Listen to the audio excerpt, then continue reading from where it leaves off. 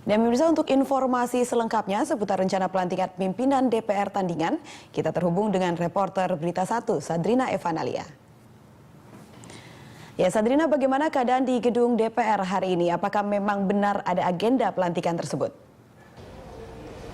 Ya, Ira, memang benar ada agenda pelantikan pimpinan DPR sementara versi Koalisi Indonesia Hebat, dan sampai sekarang memang masih berlangsung pelantikan tersebut di ruang KK2, ruang rapat Badan Musyawarah atau ruang rapat kerja fraksi PDIP. Sementara itu agenda rapatnya sendiri memang adalah pembacaan mosi tidak percaya, kemudian juga penetapan pimpinan sementara. Sementara itu pimpinan sementara yang sudah ditunjuk oleh Koalisi Indonesia Hebat ini adalah Ida Fauziah, Ketua PKB, kemudian dari Effendi Simbolon dari fraksi PDIP yang memang sebelumnya kemarin ditujukan adalah Pramono Anung yang akan menjadi wakil ketua dari PDIP, namun ini diganti menjadi Effendi Simbolon. Kemudian ada juga Dosi Iskandar maksud kami, yaitu dari fraksi Hanura, kemudian dari Saifullah Tamliha menjadi wakil ketua DPR sementara, yaitu dari P3, dan juga Supriyadi dari Partai Nasdem yang semula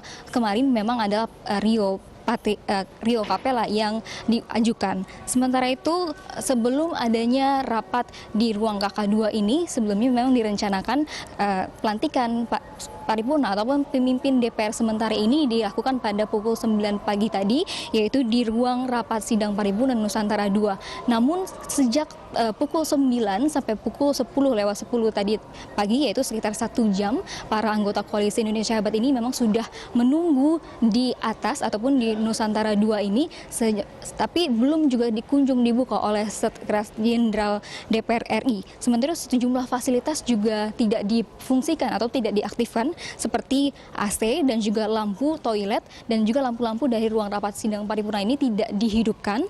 Dan juga di sini ada pintu dari sidang ini memang sudah ditutup dari pintu depan, samping, dan juga belakang.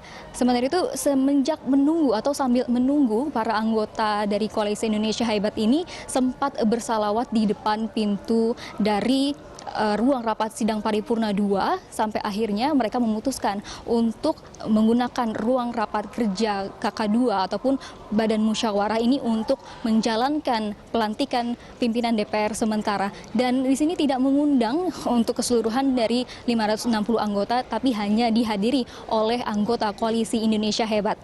Ira. Ya, Sadrina, lalu apakah sudah ada tanggapan dari anggota Dewan dari Koalisi Indonesia Hebat mengenai kejadian hari ini, mengenai pelantikan hari ini?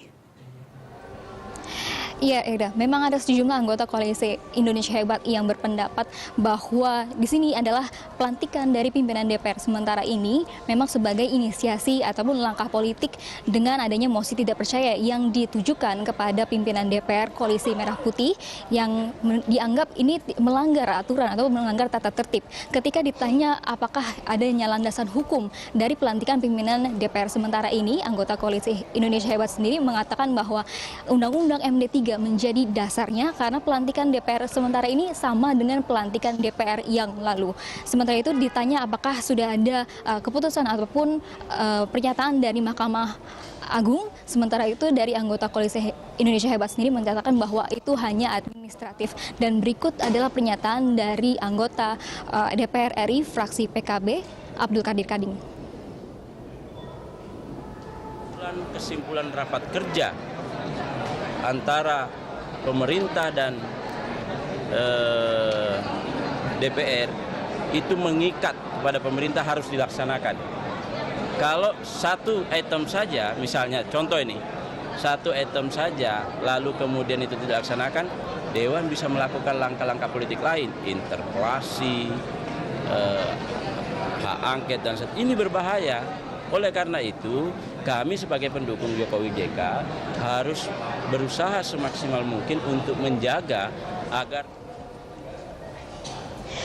Ya, Ira, Sekretariat Jenderal sendiri dari DPR RI memang mengatakan bahwa tidak akan adanya penyebaran undangan terkait pelantikan dari pimpinan sementara versi Koalisi Indonesia Hebat ini. Karena di sini pada hari Jumat memang direncanakan atau memang acaranya adalah bukan rapat paripurna, tapi biasanya adalah hanya rapat fraksi. Dan dari Sekjen sendiri memang ini menolak untuk mengedarkan undangan, sehingga para anggota Koalisi Indonesia Hebat ini hadir atas dari surat keputusan ataupun surat undangan dari masing-masing fraksi Koalisi Indonesia Hebat.